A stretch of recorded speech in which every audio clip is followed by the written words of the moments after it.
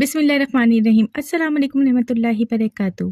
अल्लाह की रहमतें और बरकतें नाजिल हों हम सब पर। मोहतरम नाज़रीन, जब हज़रत इब्राहीम अलैहिस्सलाम को आग में डाला गया तो नमरूद की बेटी ने अपने बाप को देखा और कहा, तुम्हारे भगवान झूठे हैं। आखिर उसने ऐसा क्या देखा जो उसके सारे अकीदे को हिला गया? इस वाक़ये में ऐसी कौन सी हिकमत है जो इसके दिल को बदलने पर मजबूर हो गई? मोहतरम नाज़रीन, इस दिलचस्प वाक़ये को मुकम्मल जानने के लिए वीडियो को एंड तक ज़रूर देखें।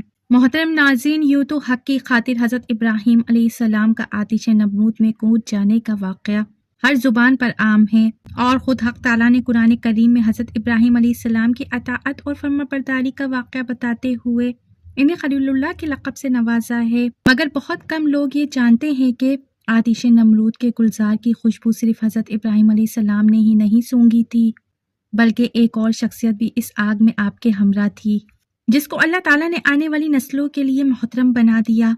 यूँ तो हज़रत सहरा ने भी इश्क इलाही और नबी की मोहब्बत में नमरूद के खिलाफ एहतजाज किया और आतिश नमरूद में हज़रत इब्राहीम अलैहिस्सलाम के साथ कूदने की कोशिश की थी, मगर आपके वालिद और दीगर लोगों ने आपको ऐसा ना करने दिया।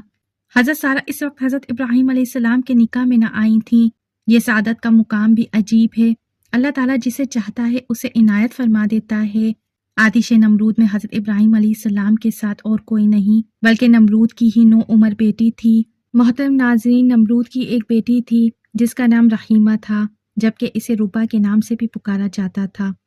नमरूद ने जब हज़रत इब्राहीम अलैहिस्सलाम को आग में फेंका तो उस वक्त वो लड़की अपने महल के ऊपर से ये सारा मंजर देख रही थी।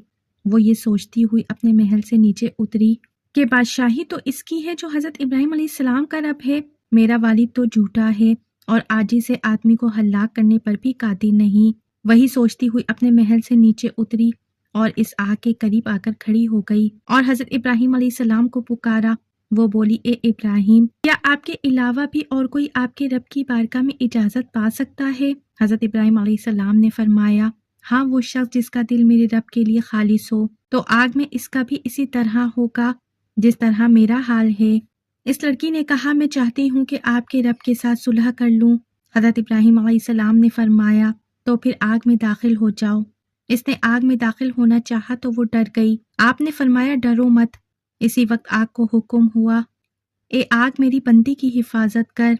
जब वो लड़की आग में दाखिल हो गई, वो जिस जगह पर कदम रखती थी अल्लाह ताला के हुक्म से वहां से आग ठंडी हो जाती थी। इसी तरह वो चलते चलते हज़रत इब्राहीम अलैहिस्सलाम के पास पहुंच गई और फिर हज़रत इब्राहीम अलैहिस्सलाम का कलमा पढ़ लिया, ला इलाहा इल्लल्लाह इब्राहीम खलीलल्लाह।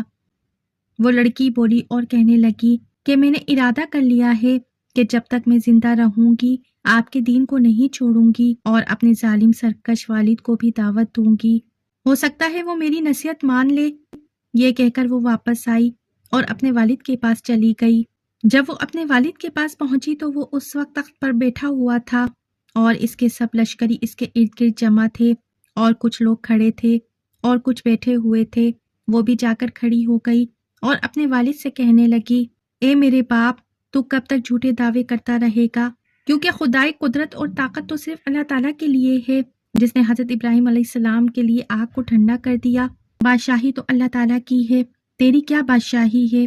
तू एक आदमी को गज़नत पहुंचाने से आजीज है, इस पर भी कादिर नहीं। साथ ही इसने कलमा पढ़ लिया और इसका लानती बाप ये बात सुनकर गुस्से में आ गया और अपनी बेटी से कहने लगा, अपने दीन से फिर जा और अपनी जान पर जुल्म ना कर। अगर तू अपने दीन से ना फिरेगी तो मैं तुझे ऐसी सजा दूंगा कि दुनिया वाले इससे इबरत हासिल करेंगे। नमरूद की बेटी बोली कि मैं दीन हक को हरगिज नहीं छोड़ूंगी। तो नमरूद ने अपने लोगों को हुक्म दिया कि इसके कपड़े उतार दो। तो उन्होंने उसके कपड़े उतार दिए और इसे खूब मारा पीटा। फिर नमरूद ने कहा कि देख, बाज आ जा, वरना मैं तेरे दोनों हाथ कटवा दूंगा। लेकिन वो फिर भी अपने दीन से पीछे ना हटी। फिर नमरूद ने इसके दोनों हाथ काट दिए, लेकिन अल्लाह की इस बंदी ने उफ तक भी ना की। फिर नमरूद ने इसे मुख्तलिफ सजाएं दी, लेकिन वो अपने दीन पर डटी रही, हत्ता कि अल्लाह ताला ने एक फरिश्ते को हुक्म दिया कि वो जन्नत में जाए और इसके लिए वहां से आला पोशाक लेकर इसके पास जाए। फिर वो फरिश्ता वो पोशाक लेकर इसके पास गया और वो पोशाक इसको दे दी तो इसके तमाम जख्म अल्लाह ताला के हुक्म से दुरुस्त हो गए। इसने वो पोशाक पहन ली اور اسے اڑا کر ایک انجانے مقام پر لے گئی۔ اللہ تعالیٰ قرآن مجید میں ارشاد فرماتا ہے کہ کیا آپ نے اس شخص کی طرف نہیں دیکھا جس نے حضرت ابراہیم علیہ السلام کے ساتھ جھگڑا کیا، اس کے رب کے بارے میں، اس وجہ سے کہ اللہ تعالیٰ نے اس کو بادشاہی دی تھی۔ جب حضرت ابراہیم علیہ السلام نے کہا میرا پروردگار وہ ہے جو زندہ کرتا ہے اور مارتا ہے، تو اس پر نمرود کہنے لگا میں بھی زندہ کرتا ہوں اور مارتا ہوں۔ حضرت ابراہیم علیہ السلام نے کہا بے شک اللہ تعالیٰ سورج کو مشرق کی جانب سے لاتا ہے، تم اس کو مغرب کی جانب سے لا کر دکھاؤ۔ تو اس پر نمرود بہت حیران ہو گیا، جس نے کفر کیا تھا اور اللہ تعالیٰ ظلم کرنے والی قوم کو راہ نہیں دکھاتا۔ جو کوئی شخص نمرود کے دربار میں جاتا تھا وہ سب سے پہلے اسے سجدہ کرتا تھا۔ جب حضرت ابراہیم علیہ السلام نمرود کے دربار میں پہنچے، آپ سے بھی سجدہ کرنے کی توقع کی گئی، مگر آپ نے نمرود کو سجدہ کرنے سے انکار کر دیا۔ حضرت ابراہیم علیہ السلام کے آگ سے زندہ بچ جانے کا معجزہ دیکھ کر بھی وہ آپ پر ایمان نہ لایا۔ جب حضرت ابراہیم علیہ السلام نمرود کے دربار میں پہنچے مگر آپ نے اسے سجدہ نہ کیا، نمرود نے وجہ دریافت کی تو آپ نے فرمایا کہ میں اپنے رب کے سوا کسی دوسرے کو سجدہ نہیں کرتا۔ نمرود نے کہا کہ رب تو میں بھی ہوں، لہٰذا مجھے سجدہ کرو۔ حضرت ابراہیم علیہ السلام نے جواب دیا تو محض حاکم وقت ہو، رب نہیں ہو۔ رب وہ ذات ہے جو زندہ کرتا ہے اور مارتا ہے، تمہارے اختیار میں یہ چیز نہیں ہے، لہٰذا تم رب نہیں ہو سکتے۔ نمرود فوراً بولا میں بھی زندہ کرتا ہوں اور مارتا ہوں۔ چنانچہ نمرود نے اپنی بات کو سچ ثابت کرنے کے لیے اپنی طاقت کا مظاہرہ کیا۔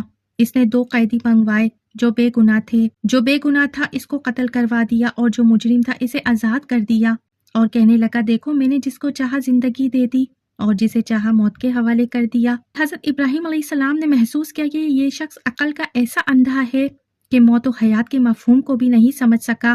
یہ گناہ گار کو چھوڑ دینے اور بے گناہ کو قتل کر دینے کو زندگی اور موت سمجھ رہا ہے، بے وقوف۔ حالانکہ زندگی کا مالک تو وہ ہے جو بے جان چیز میں جان ڈال دے اور جاندار کی جان اپنے اختیار سے قبض کر لے، اور یہ صرف اللہ تعالیٰ کے اختیار میں ہی ہے۔ حضرت ابراہیم علیہ السلام نے نمرود کو بے وقوف سمجھتے ہوئے اس نقطے پر مزید بحث نہ کی، بلکہ ایک دوسری دلیل سے سمجھایا کہ میرا اللہ سورج کو مشرق سے نکالتا ہے، تو اسے مغرب سے نکال کر دکھا دے۔ اب اس کے حواس درست ہوئے۔ ابراہیم علیہ السلام نے ایسا سوال کیا ہے جس کا اس کے پاس کوئی جواب نہ تھا۔ نمرود حیران ہو گیا، گویا اللہ تعالیٰ نے اس کی مت مار دی تھی۔ اس نے مزید بحث نہ کی، وہ سمجھ گیا کہ حضرت ابراہیم علیہ السلام سے مزید مناظرہ کیا تو بات بالکل بگڑ جائے گی اور وہ جھوٹا ثابت ہو جائے گا، لہٰذا وہ خاموش ہو گیا۔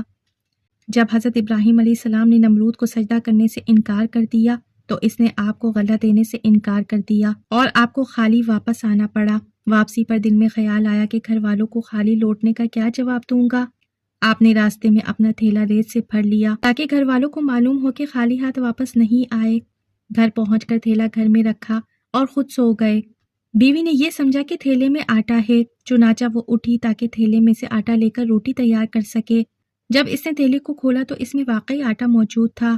کھانا تیار کرنے کے بعد حضرت ابراہیم علیہ السلام کو جگایا کہ کھانا کھا لیں۔ آپ نے پوچھا روٹی کس چیز سے پکائی؟ بیوی نے عرض کیا اس آٹے سے جو آپ لے کر آئے ہیں۔